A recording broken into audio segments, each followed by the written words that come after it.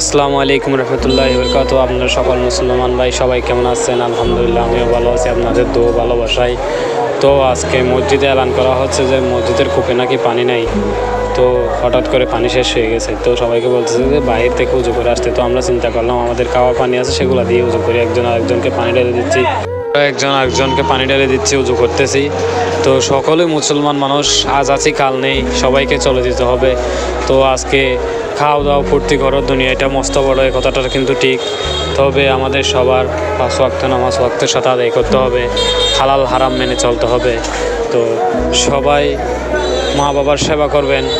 মা বাবা যদি আজকে আপনি সেবা না করছেন, কালকে আপনার ছেলে সন্তান মেয়ে সন্তান আপনাকে স্নেহ করবে না, তো আপনাকে আদর করবে না, মনে করেন আপনার কষ্ট আছে। আপনি সবাই এই দুনিয়ার চিন্তা করলে তো হবে না, সবাইকে পরকালের চিন্তা করতে হবে। যেহেতু তো দেখতেছেন, আপনারা নিশ্চয়ই দেখতেছেন, আজ আছে কাল নেই। কাল দেখতেছি উনি বেঁচে আছে, আমার সামনে কথা বলে গেছে, সকালে শুনতেছি উনি নাকি মারা গেছে। তো ভাই দুনিয়াতে কিসের অহংকার?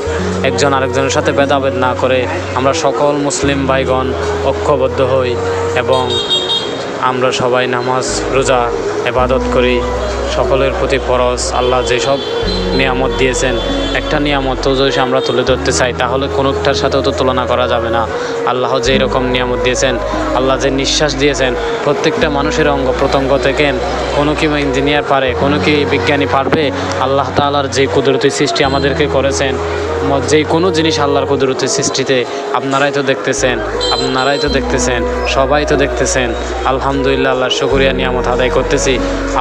আমরা আল্লাহর নিয়ামতকে আল্লাহর যদি ইবাদত না করি তাহলে কি হবে? তো সবাই নামাজ দোয়া পড়বেন, সবাই আল্লাহ তাআলার ইবাদত করবেন, সবাই সুস্থ থাকবেন, ভালো থাকবেন। আল্লাহ হাফেজ।